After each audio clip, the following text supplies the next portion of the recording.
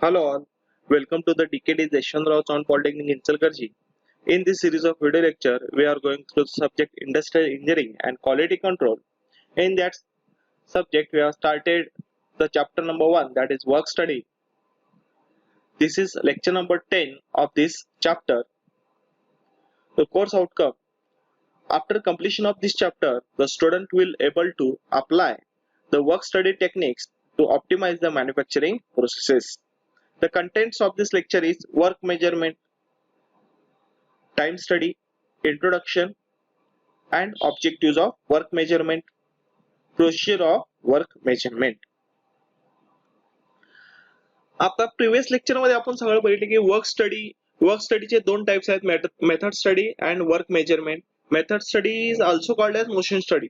Method स्टडीला दुसरं नाव काय आहे? Motion study. कारण की मेथड स्टडी मध्ये आपण काय करतोय की मुवमेंट ऑफ वर्कर मटेरियल हे रेकॉर्ड करतो. त्यामुळे मेथड स्टडीला दुसरं नाव काय आहे? Motion study. आता आपल्याला काय करायचं आहे की वर्क मेजरमेंट करायचं आहे किंवा टाइम स्टडी करायचं आहे. आता वर्क मेजरमेंट आणि टाइम स्टडी काय म्हणजे काय ही या लेक्चर मध्ये आपण बघायचं आहे. वर्क मेजरमेंट और टाइम स्टडी.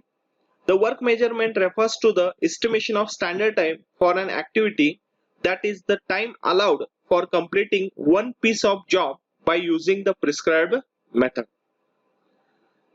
आता मेथड स्टडी मध्ये काय करत होतो की फक्त रेकॉर्ड करत होतो की मुवमेंट कशी आहे किंवा वर्कर काय काय ऍक्टिव्हिटी करतोय हे फक्त रेकॉर्ड करत होतो.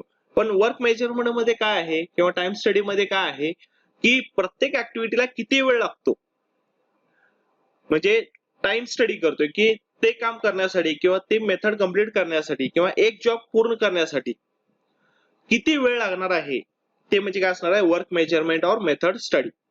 Means work measurement refers to the estimation of standard time. हे वर्क मेजरमेंट काय करणार आहे की एस्टिमेट करणार आहे स्टँडर्ड टाइम, म्हणजे एक जॉब कंप्लीट करण्यासाठी. आता एक जॉब मध्ये समजा एक जॉब मशीनिंग करायचा आहे तर मशीनिंग मध्ये डिफरंट प्रोसेस असतात. फेसिंग असतं, टर्निंग असतं, नर्लिंग असतं, टेपर टर्निंग असतं. हे डिफरंट एलिमेंट्स याला काय म्हणतात? Elements of that machining operation. Small elements of that machining operation. म्हणजे एलिमेंट्सचे टाइम स्टडी करणं, म्हणजे प्रत्येक एलिमेंटला किती वेळ लागतो जर ते मी कॅल्क्युलेट केलं तर त्या जॉबला टोटल टाइम किती लागणार आहे कंप्लीट होण्यासाठी त्यावरनं आपल्याला मिळणार आहे. प्रत्येक एलिमेंटचं टाइम मेजर केलं आणि प्रत्येक एलिमेंटचं टाइम मेजर करून आपण काय केलं की प्रत्येक टोटल टाइम त्या जॉब कंप्लीट करण्यासाठी किती वेळ लागणार आहे ते फाइंड आउट केलं. That whole process is called as work measurement. Work measurement refers to the estimation of standard time for an activity, that is the time allowed for completing one piece of job by using the prescribed method. दिलेल्या method न ते job complete करण्यासाठी किती वेळ लागणार आहे ते calculate करणं किंवा एस्टिमेट करणं म्हणजेच काय म्हणणार आहे? वर्क मेजरमेंट और time study. Standard time can be defined as the time taken by an average experienced worker for do the job with provisions for delays beyond the worker's control. Means standard time means काय की वर्करला किती वेळ लागणार आहे job करण्यासाठी किंवा job complete करण्यासाठी.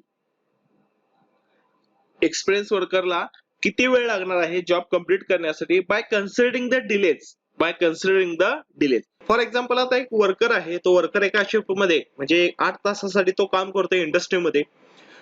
आता तो वर्कर काय करणार आहे की कंप्लीट 8 तास त्याला शक्य नाही आहे की उभा राहून काम करणं.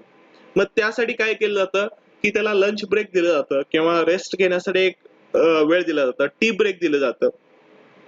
मग आता हे सगळं कन्सिडर करून किंवा फॉर एक्झाम्पल मशीन बंद पडलं तर ह्या मशीन बंद पडल्यामुळे काय होणार आहे की आपल्याला वेळ वाया जाणार आहे. मशीन बंद पडलं म्हणजे काय झालं? प्रोडक्शन थांबल्यामुळे वेळ वाया जाणार.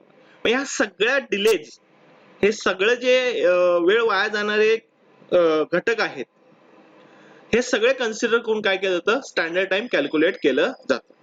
Standard time can be defined as the time taken by average experienced worker for do the job with provisions for delays beyond the workers control. Okay. Objective of work measurement to determine the standard time for various operations. First objective काय आहे की standard time calculate करणं किंवा determine करणं. Second for fixing wages and incentive for the worker. मग आता वर्करला समजा एक वर्कर काम करतो इंडस्ट्रीमध्ये, तर त्याचा जो पगार आहे तो कसं ठरवणार आहे की तो दिवसामध्ये किती जॉब कंप्लीट करू शकतोय किंवा किती जॉब कंप्लीट करणार आहे. मग किती जॉब कंप्लीट करणार आहे हे कसं फाइंड आउट करणार की स्टँडर्ड टाइम आपलं जे दिलेलं आहे त्यानुसार तो फाइंड आउट करून तिचा पगार आपण ठरवू शकतो. वर्क मेजरमेंट हे कशासाठी उपयोगाला येतं की जो पगार ठरवायचा आहे वर्करचा for fixing wages and incentive for the worker. Next to estimate the cost of product accurately. आता वर्क मेजरमेंट वर काय करणार आहे की तो जॉब करण्यासाठी किती वेळ लागणार आहे. मग त्यावरनं आपण काय करू शकतोय त्या प्रोडक्टचं कॉस्ट किंवा त्या जॉबचं कॉस्ट ठरवू शकतोय. थर्ड ऑब्जेक्टिव्ह काय आहे to estimate the cost of product accurately. Fourth planning and production control. Planning करण्यासाठी किंवा प्रोडक्शन कंट्रोल करण्यासाठी सुद्धा वर्क मेजरमेंट आपण वापरणार आहे. Next to achieve the delivery dates. आता to achieve the delivery dates means काय की समजा मला 30 दिवसामध्ये एक जॉब किंवा ऑर्डर कंप्लीट करायची आहे, तर स्टँडर्ड टाइमवरून आपल्याला काय कळणार आहे की एक जॉब कंप्लीट होण्यासाठी किती वेळ लागणार आहे, एका दिवसामध्ये किती जॉब तयार होतील. म्हणजे आपल्याला अंदाज येणार आहे की 30 दिवसामध्ये आपण ते ऑर्डर कंप्लीट करू शकतो काय नाही. म्हणजेच काय to achieve the delivery dates. Next to train new employees. And last objective of work measurement is to find that how many machines an operator can run with the help of man and machine chart. म्हणजे एक operator किती machine वापरू शकतो हे पण आपण find out करू शकतो by using work measurement. These are the 7 objectives of work measurement. Procedure of work measurement. आता मेथड स्टडीची आपण प्रोसिजर बघितली. Select, record, examine, define, evaluate, install and maintain. These are the steps in the method study. In the same way, the work measurement have procedure or steps. First, select the work or activity or process to be studied and determine the objectives of the study. म्हणजे पहिले काय करणार आहे select करणार आहे की ज्याचं work measurement करायचं आहे ती ऍक्टिव्हिटी सिलेक्ट केली. Next record all the relevant data of selected activities recorded. त्यानंतर ते रेकॉर्ड केलं. वर्क मेजरमेंट मध्ये काय केलं की पहिला सिलेक्ट केलं कुठल्या ऍक्टिव्हिटी स्टडी करायचंय ते सिलेक्ट केलं. नेक्स्ट काय केलं रेकॉर्ड केलं की त्या ऍक्टिव्हिटीसाठी किती वेळ लागणार आहे ते काय केलं रेकॉर्ड केलं. Next examine the recorded data of each activity or operation examined and motions involved unproductive element are separated. Means examination केलं. एक्झामिनेशन कसं केलं द रेकॉर्डेड डाटा जो आहे त्याचं प्रत्येक एलिमेंट मध्ये एक्झामिनेशन केलं की किती वेळ लागणार आहे, कुठल्या एलिमेंटला किती वेळ लागणार आहे, कुठल्या ऍक्टिव्हिटीला किती वेळ लागणार आहे, अननेसेसरी वेळ कुठं जातोय अनप्रोडक्टिव्ह एलिमेंट ते काय केलं सेपरेट केलं. म्हणजे प्रोडक्टिव्ह एलिमेंट सेपरेट केलं आणि अनप्रोडक्टिव्ह एलिमेंट सेपरेट केलं. म्हणजे जिथं गरज आहे तिथं वेळ जातो का आणि अननेसेसरी वेळ कुठं जातोय हे सगळं काय केलं एक्झामिनेशन केलं. Next measure the time required to complete each activity or element using appropriate work measurement technique. त्यानंतर काय केलं की स्टँडर्ड टाइम मेजर करणार आहे. The time required to complete each activity किंवा त्याला काय म्हणतात स्टँडर्ड टाइम मी काय करणार आहे मेजर करणार आहे. Next compile the standard time for each operation.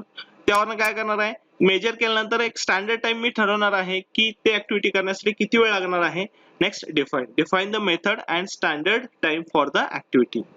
Means standard time me calculate केल्यानंतर डिफाइन करणार आहे किंवा सांगणार आहे की हे ऍक्टिव्हिटी किंवा हे जॉब करण्यासाठी किती वेळ लागणार आहे हे डिफाइन करणार आहे. This is the procedure for work measurement. First select, next record, third examine, measure, compile and define.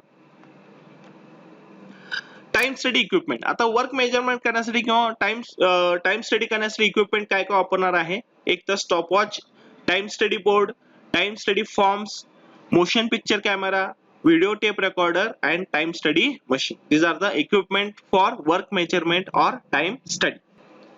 So in this lecture we studied the work measurement or time study, introduction and its objectives, procedure of work measurement that is select, record, examine, measure, compile and define. This is the steps in work measurement. Thank you all.